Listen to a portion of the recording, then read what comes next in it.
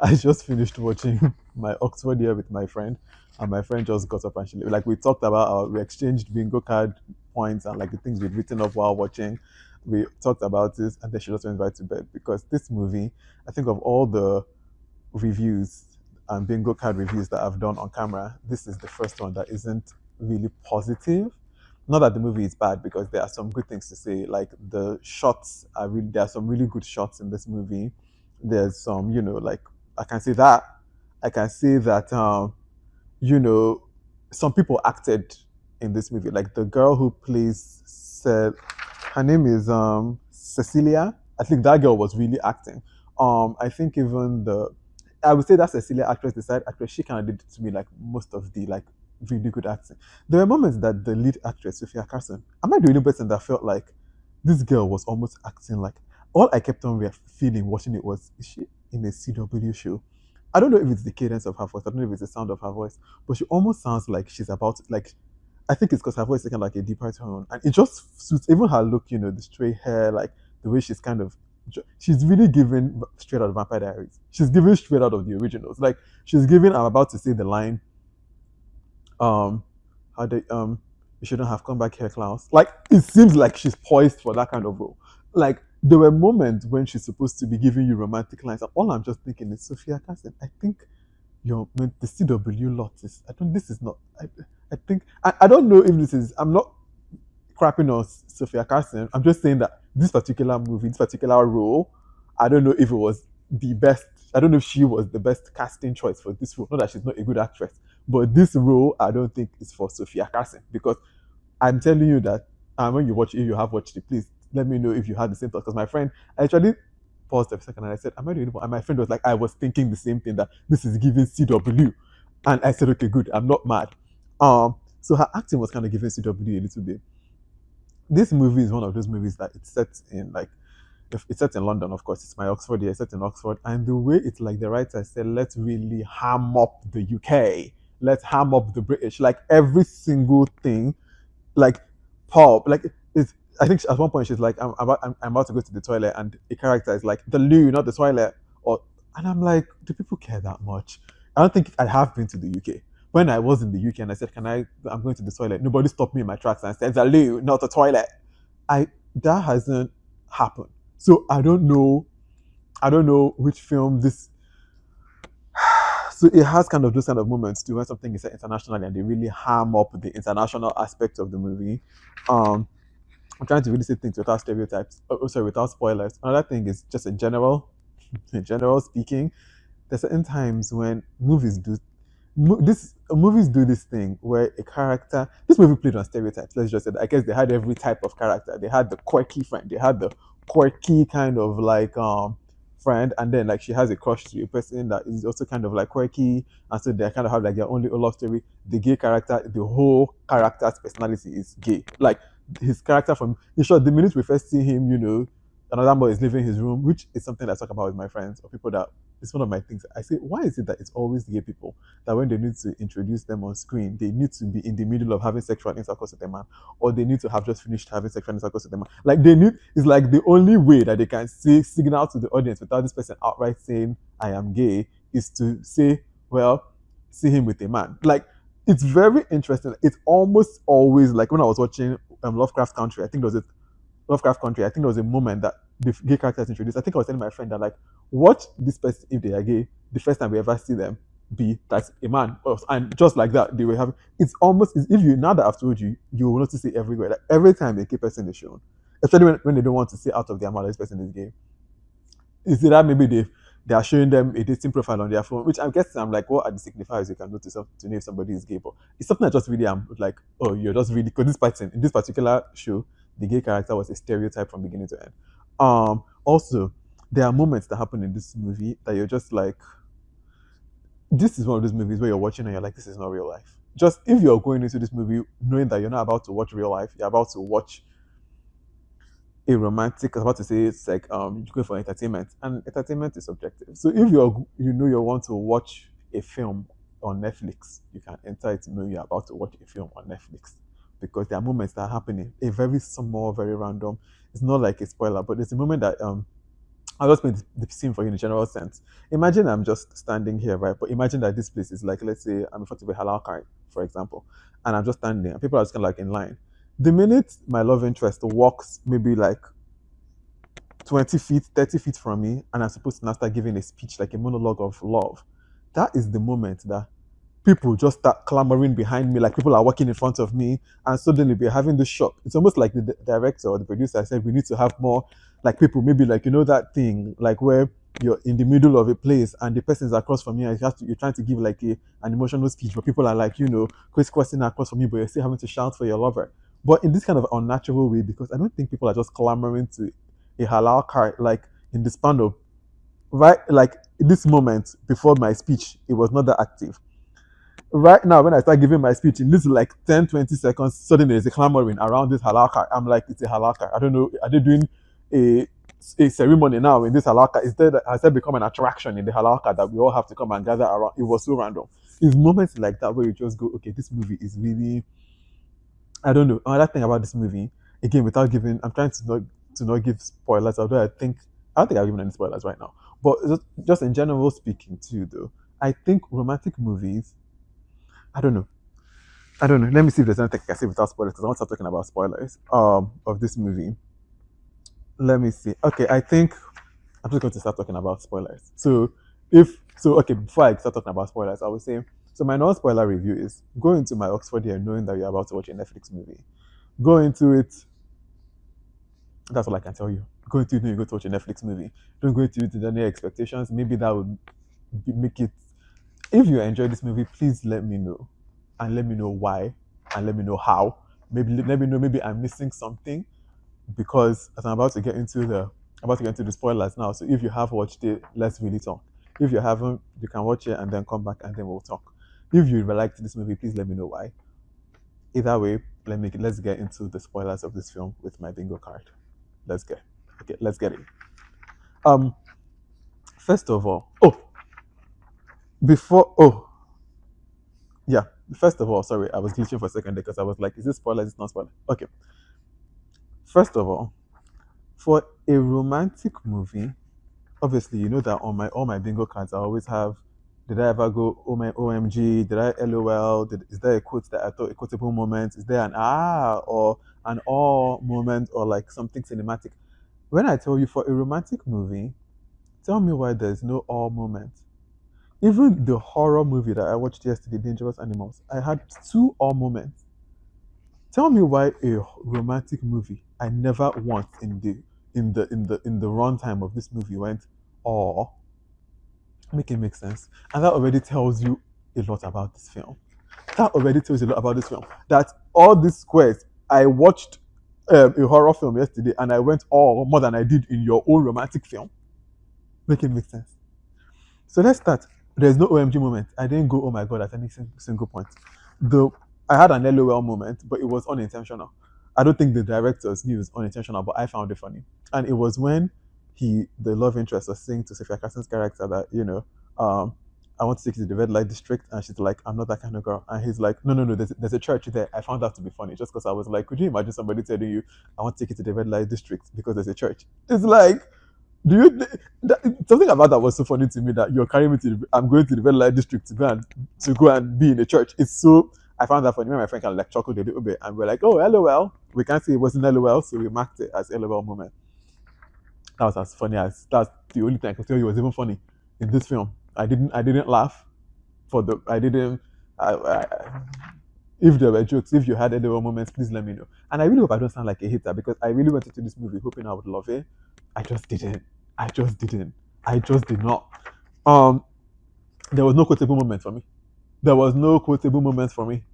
There was nothing. No quotable. Nothing. There was no quotable moment for me.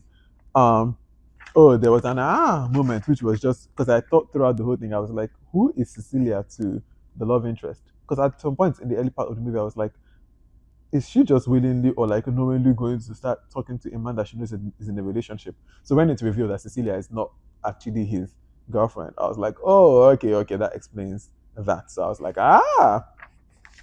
yes, this. Otherwise, there's no other art. There's nothing.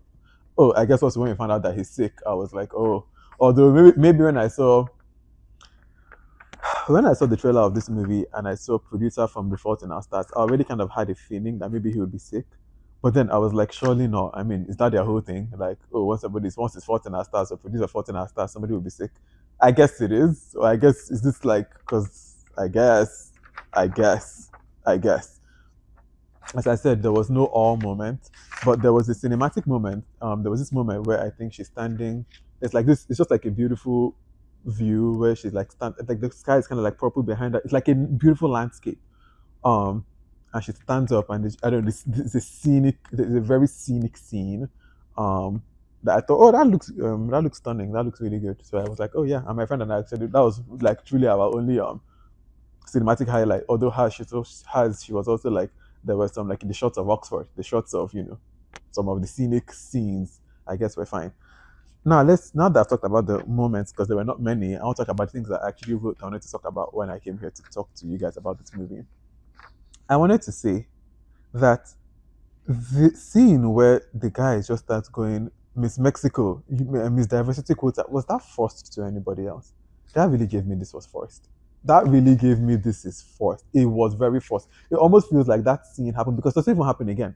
It's the only time that she experiences that kind of like anti-Latina um outburst and it doesn't happen again. And then two, the way it happens is so all of a sudden and it's so random and it feels like the only reason it happened was so that the love interest would be like, oh, can I walk you home? Or like, or she would have to leave and he would kind of like protect her in a way or be like, stop, bro, don't go, like be like her knight in shining armor in a way and have that moment where he like walks her home. It feels like that was the only reason it happened.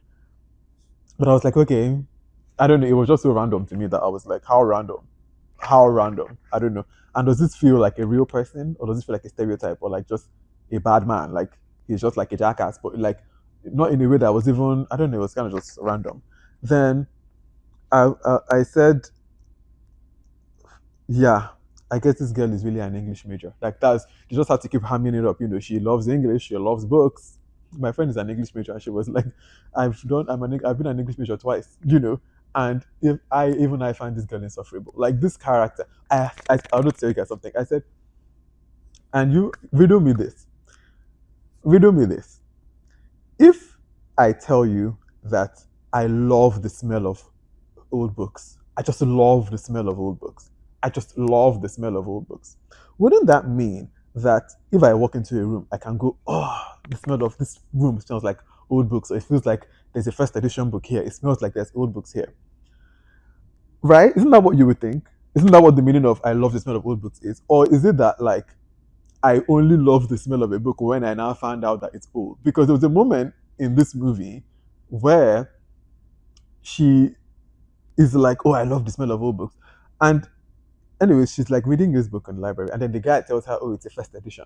Then she leans in, sniffs it, and goes, I was like, so do you really love the smell of old books, or do you just love to know that something is an old book and then smell it and say, I love the smell of old books? Because I was like, does anybody just, because maybe some people do love the smell of old books, but I believe that they would recognize, I believe that they would walk into a room and be like, this room has an old book, or there's some old books are being housed here. And if that is not the case, then do you love the smell of old books? Or do you just love old books? You just love the feeling of knowing that something is a first edition. Because these are two different things.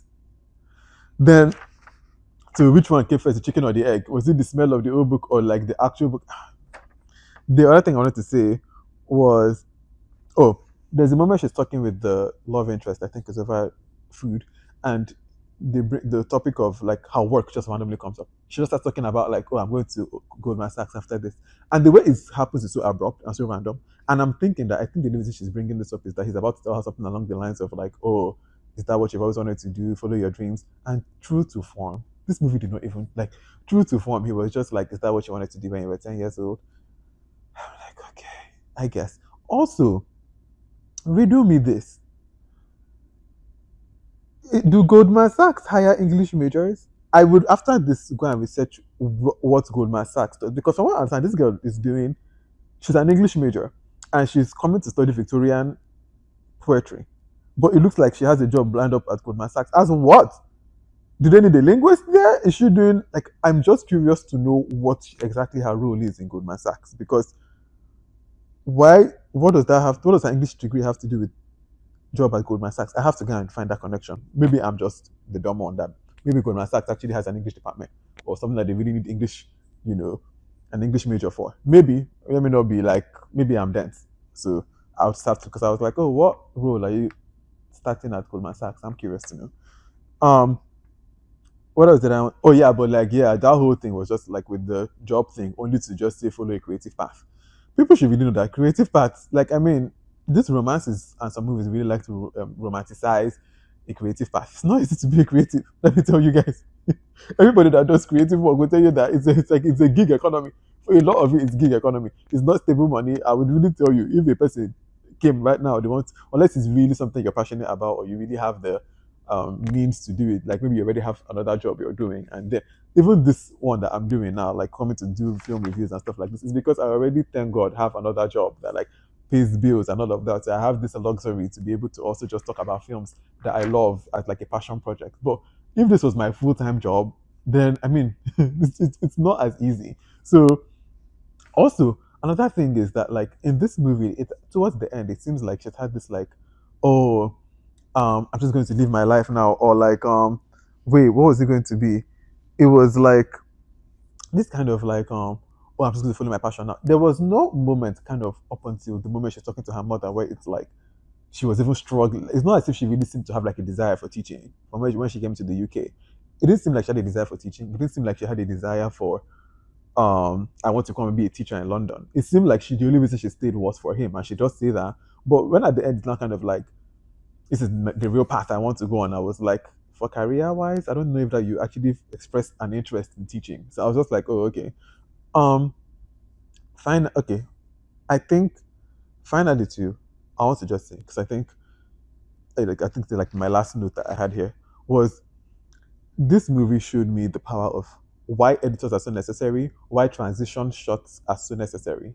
Sometimes you're like, oh, why they doing all this transition? That is when you just see the outside of a place, and maybe you see like the sun goes into like sun turns into like the day turns into night, or like there's just like a transition shot of like changing seasons. I understand why that's so necessary now because of this movie.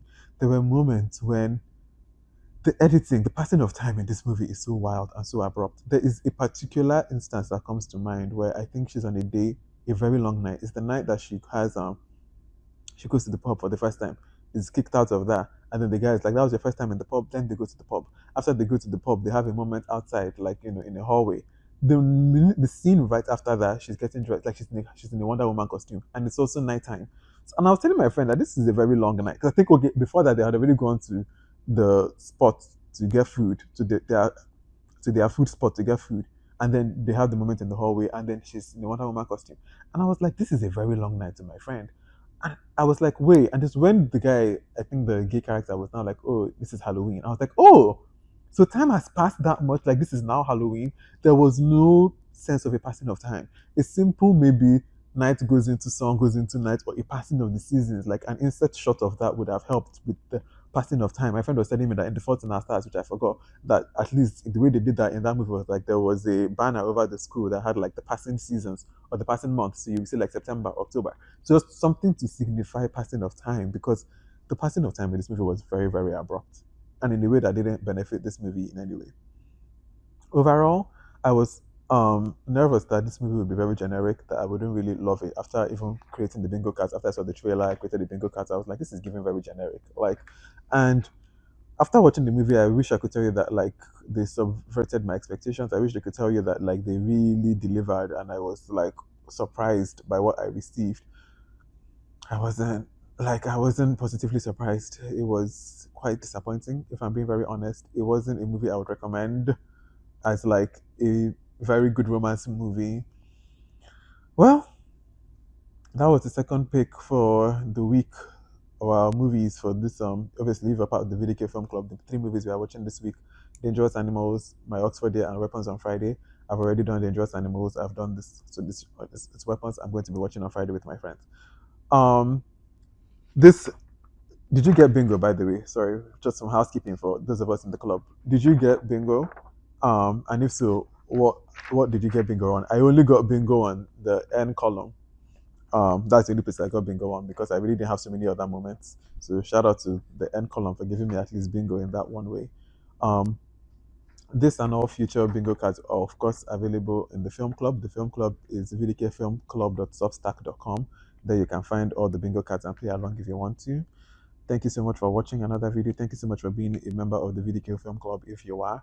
And hopefully, Weapons is a lot better than this movie because I don't really like doing negative reviews of films. But alas, I have to be honest about my thoughts. Thank you for hanging out and see you next time.